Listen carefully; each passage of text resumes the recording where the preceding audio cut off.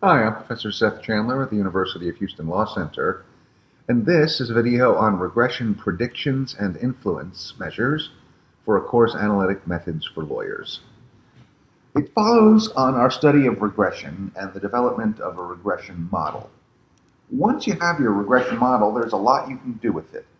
For example, you can determine the probability that the true value of some prediction lies within some band, and you can see how the deletion of a single point that might be an outlier, it might be a mistake, actually affects your regression.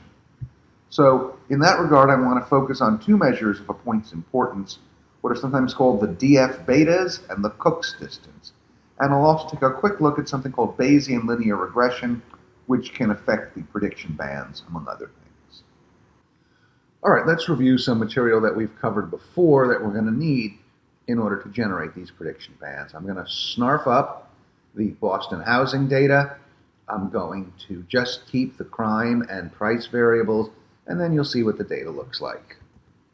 All right, so there's our points. We've got the crime rate on the x-axis measured in some units, and the house price measured in some units on the y-axis. We know that we can use linear model fit to generate a MLE estimate of the relationship between crime and home price. We've got our data, the first argument, our basis functions, the second argument, our variables, the third argument. Hopefully this is now old hat for you. And we're going to assign the results of that function call to a variable LMF, which is a fitted model object. All right, and then we're going to plot the best fit that's contained within this fitted model object over this range, and we're going to combine it with our plot up here showing the points from which the plot was derived, from which the model was derived. So there we go, old hat. Now, here's something we could do in thinking about, well, when we get a value of 0.4, where does the y value likely lie? And yes, perhaps it's most likely that the y value is here at 20, or 20, what is that? Yeah, about 22. But could it be 30? Could it be 35? Could it be 5? So we want to get some idea of how tightly our predictions are going to cluster around our best fit line. Here's one way that we might do it. We might say, I remember that what regression really does is to produce a probability distribution of the true regression parameters. And I might even remember that in the case of linear regression, that distribution is a multivariate t-distribution. Here's the actual t-distribution here, where our first argument is the actual best fit. Our second argument is a property called the covariance matrix, which is going to sort of look at how the parameters all relate to each other. And the third parameter is a degree of freedom parameter, which is equal to the number of points less the number of variables we're going to be estimating. So that's 10 minus 2. So there is our multivariate t-distribution. Now, what we could do is take a draw from this multivariate t-distribution. Have it realize it's a factory. It can pop out values. So that would give us, in fact, let's just do that. Let's do random variate of MT, and let's pop out 3 of them. All right, so here are 3 possible values that our regression coefficients could take. Yes, we have our best fit, we've done our best fit, but it's not foolproof. Is the line actually there? Well, maybe it's there, or maybe it's there. So what we're going to do now is we're going to pop out 200 of them. Really, I could simplify this code, couldn't I? I could just say MT because I assigned. All right, so I'm going to pop out 200 from MT, and I'm going to dot each one of them with 1x. And by the way, you could see what that does, in case you're forgetful about dot products. It just produces basically a list of expressions that represent a fit line. Then what I could do is I could take each of the fit lines and I could plot them as x goes from 0 to 0.7. And I don't want 200 dark black lines, and so I'm going to use this little bit of coding here, opacity 0.07, which is going to say make them very faint. And then the only other part of this is I want to overlay our original points and our original best fit. So let's run this. It's going to take a little bit of time because I'm combining 202 plots. And there you have it.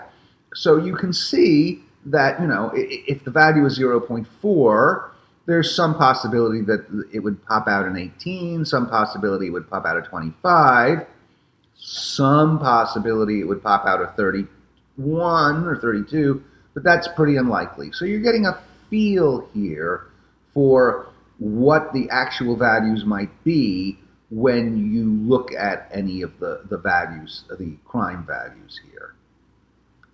In practice, this is not what's done. It's really just a very, very complicated method. And instead, what we do is we develop a formula that will take the 95% likelihood, it'll give you a band and say there's a 95% likelihood your point will lie between these 2 points. And we can actually see that formula. Here it is. This is our original prediction. And you see it's minus and plus 2 identical things, so it's taking a symmetric band around the original prediction. And what's the width of that band? Well, it's this constant, which has to do with a t-statistic, and then a complicated expression here that involves the square root of a quadratic of crime. Okay, so we can plot that and just see what does this look like. You'll see it doesn't look all that different from what I just showed you using the other method, and there's our bands. If our value is 0.4, we can be 95% certain that the true value of y is going to lie between this upper band here and this lower band here of, I don't know, maybe around 37 and maybe around 5. What I just showed you was a traditional frequentist approach to regression prediction. I did want to let you know that there is a Bayesian approach that is slightly different.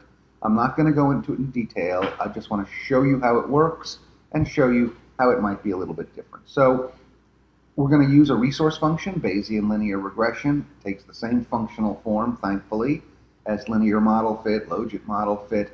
And what you'll see is that it's going to produce a association in Wolfram language, and I want to extract the keys to let you know what's in it. In fact, just for the heck of it, let's see the whole thing. Let's not just extract the keys. Let's get the whole output.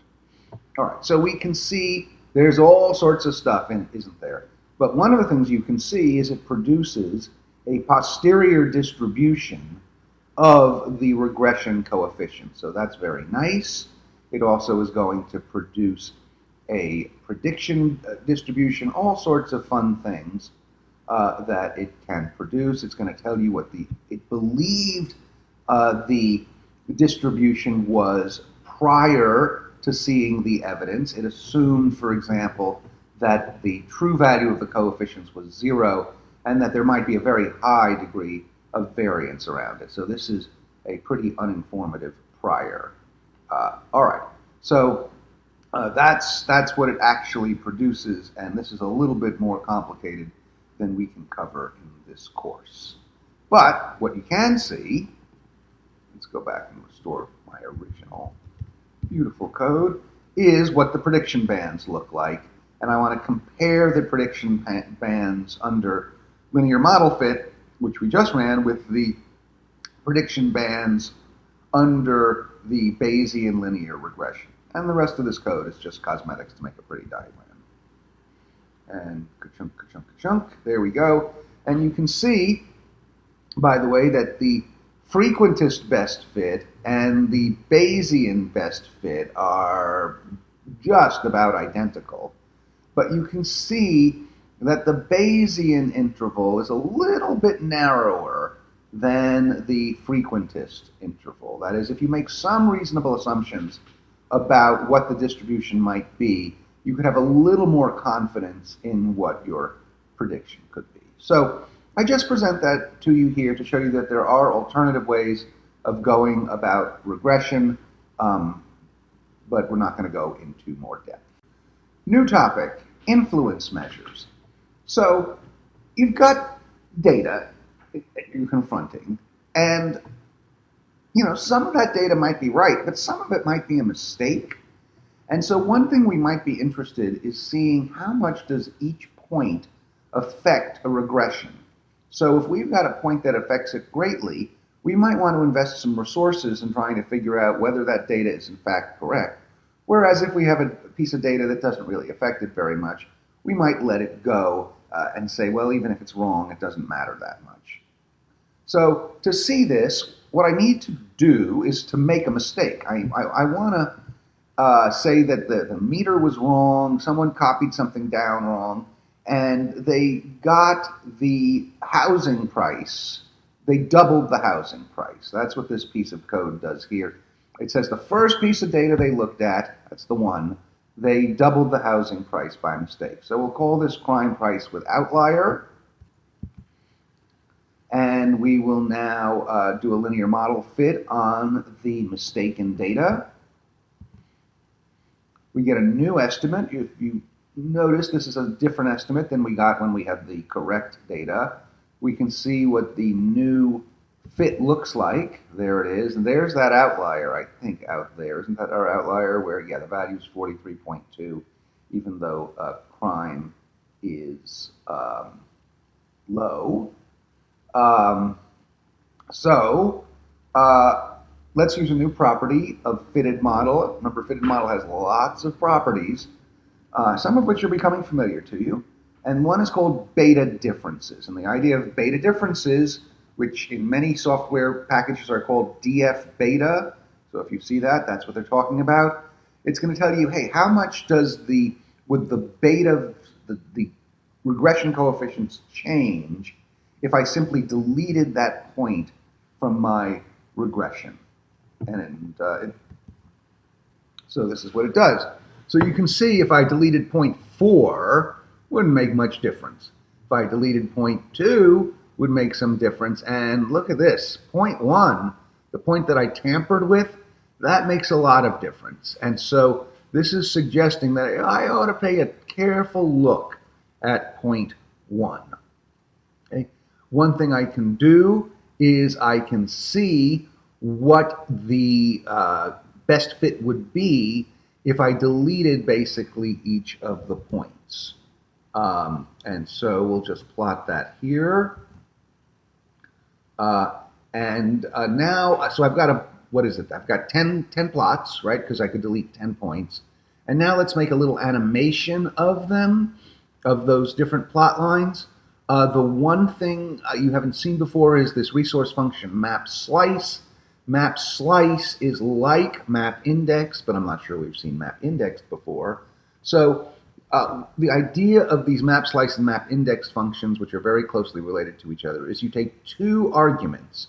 The first argument is sort of what you generally work with map, and the second is the position of that argument in the list of arguments that you give it. I think the best way to explain that is not with me babbling, but just to look at it in the abstract. So let's take some abstract function g, and let's mapSlice that over A, B, C.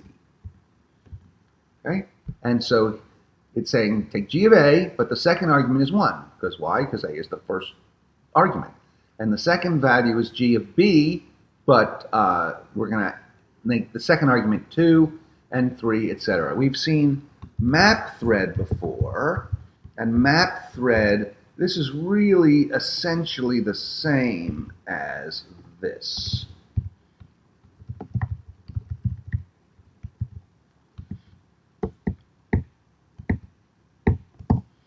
Okay? So you can see that's a lot more concise way to write this common operation. All right, so now that with that little bit of coding background behind us, basically what we're doing is we're saying I want to mapSlice the deleted point fit plot function, which takes 2 arguments, and to use these different best fit lines as the thing I'm mapping over, and we'll make a nice picture. All right, so after all that work, you can see I'm deleting points, and you're seeing what happens to the line as a result. So that is a way of thinking about the influence of a particular point, what happens to the best fit as you delete it. Second influence measure, Cook's distance. So supposing I change a point, or I delete a point, the line's going to change. We know that. The best fit line's going to change. What that means is the residual is going, each residual is going to change because the fit line has changed. So what if I decided to measure the influence of a point by computing the distance, as it were, between the old residuals and the new residuals? And the particular distance metric I'm going to use is the sum of the squared distances. I'm going to divide that by a normalizing factor. And that metric is called the Cook's distance. A big number of a Cook's distance means that deleting that point changed the fit line so much that the sum of the difference of the residuals squared divided by something is big. That means the point is very influential. So fortunately, I'm not going to do it from scratch, although you could, and it would be a good exercise, but I'm going to be lazy here and just run our LMF with outlier and tell it to find the Cook's distance property. All right, and we get a bunch of numbers. So those numbers may not mean a heck of a lot, but what we could do is we could see what's the correlation between the Cook's distance and the magnitude of the beta differences. And remember, the beta differences it's a vector of numbers with a length equal to the number of regression coefficients that we're estimating. So I need to reduce those beta differences to a single number in order to compare them. And I'll just take the norm of them, which is basically the sum of the squared distances, the square root of that. It's sort of a Pythagorean distance metric. And let's see if those two things are correlated or not. We haven't looked at the correlation function, but what you need to know is that if there's a high correlation, very high correlation, it gets to be like towards 1. If there's a very high but an inverse correlation, it gets to be like -1. And if there's no correlation, it gets to be like 0. Footnote, there is a relationship between correlation and this thing R squared that we've talked about in prior videos. All right, so what we see is that these two measures of influence are very highly correlated. So in sports, you could think of it as, two statistics that might be pretty closely related, like someone's on-base percentage and their OPS, just to draw from baseball.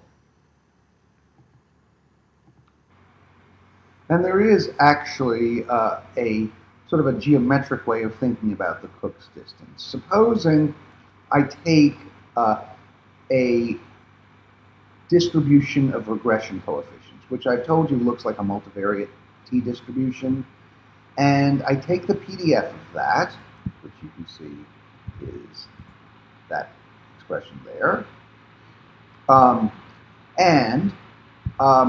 I now say I want to take a contour plot of that. I want to find the xy values where the PDF is equal to each other. So I plot that, and we get what are sometimes called the confidence ellipsoids. These look like ellipses, and in fact they are ellipses. In higher dimensions, they're ellipsoids. And the Cook's distance is basically a metric of how far within that ellipsoid does the deletion of a single point change these regression coefficients. So there is kind of a physical understanding of what a Cook's distance is. I don't know whether that helps or not, but it makes a pretty picture, and there it is. So what we've done is to look at prediction bands to see how tightly our predictions are going to be clustered around that best fit, and to understand at least two measures of influence, of course there are more, about how important a particular point is to a regression. That latter matter, that there may be points that are more influential than others, are very important in sort of a forensic or litigation field. Because if you're seeing results that are making you unhappy, you can know what data points to focus on and see if perhaps those data points are incorrect. Thanks.